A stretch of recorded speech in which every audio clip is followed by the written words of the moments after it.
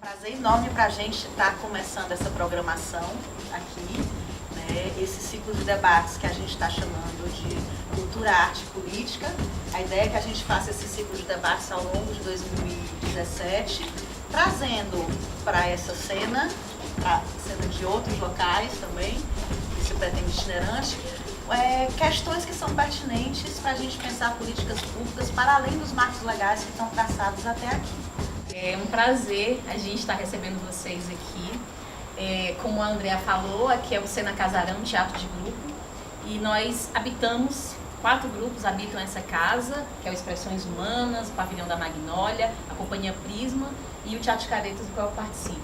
Sempre faço essa memória, a ideia de política, como essa disputa de expectativas e a própria invenção do teatro se deram em espaços físicos muito assemelhados, quando não o mesmo espaço, tá? Há mais de 2000 anos. A ideia de que era necessário reunir as pessoas, realizar, portanto, em coletivo, colocar coletivos em movimento para que nós fizéssemos projeções sobre nós e sobre o mundo, daquilo que nós somos, daquilo que nós devemos e podemos e desejamos ser. Esse ato é um ato que ele teve no seu nascedouro profunda identidade e teve muito encontro. A Ágora, ela era pela manhã e à tarde um lugar em que as assembleias se davam, e à noite, os textos dramatúrgicos eles também eram realizados. Portanto, é muito importante que nós não percamos essa memória profunda de milênios que hoje a gente tenta revitalizar. Por que esse jovem do assentamento, ele também não vê a sua cultura em movimento? Ele vai ter acesso à internet, aos meios digitais de registro da sua própria vida. Isso por um lado. Por outro lado, a plastificação do mundo, essa tendência absurda de tornar todos os seres humanos unidimensionais, sem qualquer tipo de singularidade, completamente plásticos, a McDonaldização do mundo, tudo vira rigorosamente igual, da música que se ouve, ao desejo que se tem, a expressão estética, essa padronização do mundo, me parece que ela é talvez o instrumento mais eficiente de nos tornar todos melancólicos e dóceis para a administração da política. Então, aquelas comunidades daquela região, os movimentos sociais organizados que atuam naquela região, convidaram o Núcleo Tramas e disseram: olha, a gente precisa pensar um projeto para as nossas juventudes. Primeiro por isso, há uma distribuição desigual dos riscos, esses estão sendo mais vulnerabilizados, e também porque essas juventudes têm participado pouco dessas ações, têm se colocado pouco como protagonistas nessas lutas cotidianas, nessas lutas das comunidades. Então, universidade, comunidades e os movimentos sociais se juntam para pensar num projeto, e é quando aparece um edital do Ministério do Desenvolvimento Agrário, que hoje, infelizmente, o governo golpista acabou, o MDA. Então, o projeto do MDA para o fortalecimento da juventude rural é também chamado Residência Agrária Jovem. É um projeto que inclui a Secretaria Nacional de Juventude, o Ministério do Desenvolvimento Agrário e o MCTI por meio do CNPq. E a gente construiu esse projeto chamado Meio Ambiente, Saúde, Comunicação e Cultura, Transformações Territoriais e a Juventude no Sertão Central Cearense. Esse é o contexto. Estou falando rápido para a gente dar tempo aqui para os meninos falarem também. Então, como é que a gente pensou o eixo de arte e cultura? Nessa perspectiva, vejam, da gente pensar, da gente refletir sobre esses processos de vulnerabilização e também impulsionar esse protagonismo, impulsionar essa atitude, essa postura ativa diante dessas lutas sociais. Então a gente pensou a partir da democratização da cultura, pensando acesso, informação, formação e a produção da cultura, a fomentar processos de descobrir matizes culturalmente definidos, valorizar as produções de diferentes grupos sociais e étnicos, interagir com o patrimônio cultural produzido localmente e ler o mundo criticamente nas formas estéticas. Esse era o nosso desafio. Nós não poderíamos criar um programa já naquele momento, porque esse programa ele teria que ser conversado, dialogado com os próprios jovens, né? Ele tinha que ser dialogado com as comunidades para a gente ir sentindo, né? Ainda que eu tivesse, que eu não tinha, ainda que eu tivesse proximidade com essas comunidades, com essas localidades, com esses jovens, eu não teria como antecipar esse processo de construir o programa, porque a proposta era mesmo construir colaborativamente, né? Então, nós reunimos 35 jovens de 8 localidades, de 3 municípios, Santa Quitéria, Itatira e Canindé, porque são esses 3 municípios que estão no entorno dessa jazida, dessa reserva de urânio que eu falei para vocês acerca desse projeto, e que são as comunidades que podem ser mais atingidas por esse projeto, caso ele venha a se concretizar, né? Então, começamos uma programação e fomos ao longo de 2 anos, entre 2015 e 2016, construindo uma série de ações pensando nesse processo de democratização. Aí a gente vai vendo que a juventude tem um grande valor lá para o campo e para a sociedade em geral. Viver no campo é difícil. Hoje, eu estava conversando agora um pouco com o Vicente, o êxodo rural está acabando com todo o campo, toda a juventude do campo. O nosso grupo de reisada agora há pouco passou por alguns desfalques e que a gente já conseguiu recompor. Mas tudo isso vai por conta do capitalismo que temos, por conta da sociedade que temos que não dá valor ao jovem que está no campo. Se chegar, como o Renato falou, quem é filho de camponês, todos somos, mas quem quer continuar sendo, ninguém quer mais. Lá na nossa comunidade tem muito isso. Hoje em dia tem jovens que estão começando a mudar.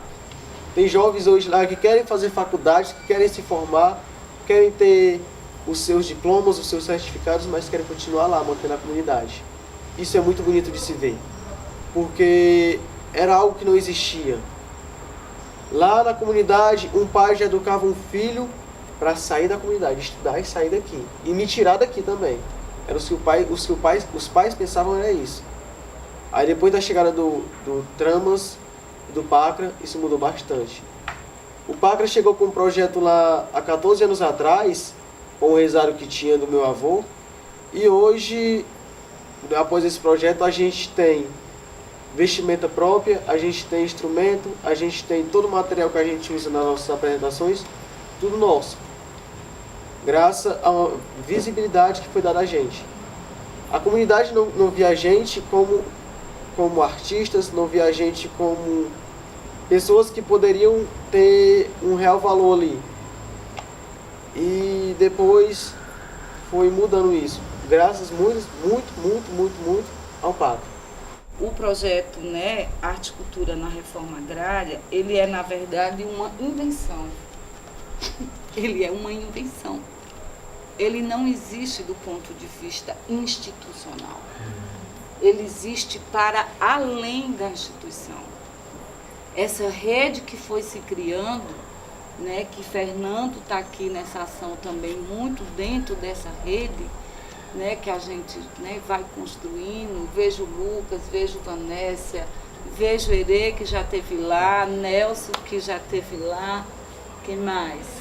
E tá com os meninos aqui, é uma invenção. É uma invenção e uma reinvenção no sentido de um processo que, para a juventude, que não, digamos, não somos nós que escolhemos a juventude para trabalhar, são eles que se colocam como nós queremos participar. Nós nos auto-organizamos, nós nos auto-expressamos e nós buscamos formar grupos de jovens nos assentamentos. E desses grupos de jovens, nós nos descobrimos o que é o teatro. Onde que eu vejo? Eu vejo na mística, eu vejo a dança, então eu também quero fazer isso. Então, esses jovens nos assentamentos, né, invisibilizados no seu próprio espaço local, invisibilizados também, né, na sua grande maioria ainda, eu acho que são pequenas experiências, projetos e ação política, né, vinculados a uma ação política, o movimento, né, principalmente do MST, que vão fazendo esses processos de possibilitar essa visibilização, mas não só a visibilização, mas uma ação política e cultural a partir da juventude do campo. Então, aqui no Ceará, a minha reflexão ela vai muito em cima disso, né? Os jovens passam a se organizar em grupos de jovens a princípio, né? Com um espaço de lazer, como um espaço de encontros, de trocas. Porque se eu junto juventude rural, arte, cultura e juventude do campo, eu junto tudo que é invisível praticamente. Associar essas 4 percepções aqui, ela vai nos remeter por quê? Porque a cultura, a arte, ela sempre foi vista como algo que não se chega ao campo. Ali não é um lugar de produção cultural, ali não é um lugar de saberes e fazeres, ali não é um lugar que resiste, que se reinventa também. Então, essa juventude nos seus espaços, eles vão buscando, através da sua organização, né, em grupos de jovens, se apresentarem, se comunicarem com o mundo. Há uma necessidade imensa deles de comunicação e de expressão, e principalmente é no teatro que eles se expressam. O que é esse preconceito sentido na pele de quem vive? Quando a gente começa, que a gente não tem uma formação, que a gente vai para um primeiro festival, a gente começa a se comparar, se auto-julgar. Quando a gente participou de uma primeira apresentação fora da comunidade, num assentamento onde tinha grupos que já existiam há mais tempo do que a gente, onde tinha grupos que ganharam editais, que tinham um figurino belíssimo, e a gente entra em cena todo fragelado, era aquelas, parece um bando de rumeira, aquelas roupas marrom de São Francisco. É uma coisa de louco, assim, sabe? A gente entra em cena com uma vergonha grande.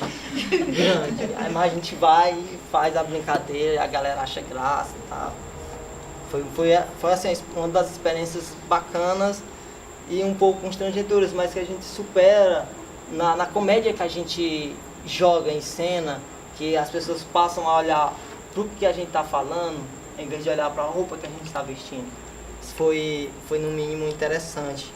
E mais uma vez, falando dessa questão onde a gente se auto-dá um preconceito e quando a gente também recebe um preconceito de um determinado público. Porque nesse caso a gente tinha um preconceito, a gente criou esse preconceito próprio nessa apresentação, que era numa comunidade rural que não teria preconceito com um grupo rural. Mas a gente se achava inferior devido ao tempo de grupo, devido a como a gente estava vestido.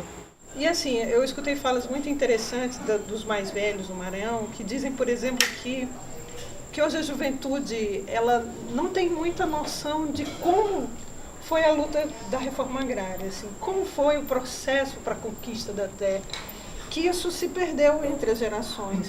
E que hoje, essa geração no Maranhão, parece que as coisas aconteceram, que não houve morte para aquilo acontecer, não houve conflitos intensos, que isso é muito pouco conhecido mesmo, vivenciado, né? E eu acho mesmo que o Ponte Cultura, assim, como projeto, eu vi isso em comunidades costeiras. Primeiro, ele permitiu esse protagonismo da juventude, permitiu também um diálogo intergeracional. Ele não congelou a possibilidade dos meninos serem, pela repetição do velho, mas pela possibilidade de ser no diálogo com os mais velhos. Isso renovou imensamente. Eu, por exemplo, vi o coco de roda renascer na comunidade de Caetanos, vi várias outras tradições que se renovaram, que se ressignificaram, se atualizaram, fizeram um diálogo político, né?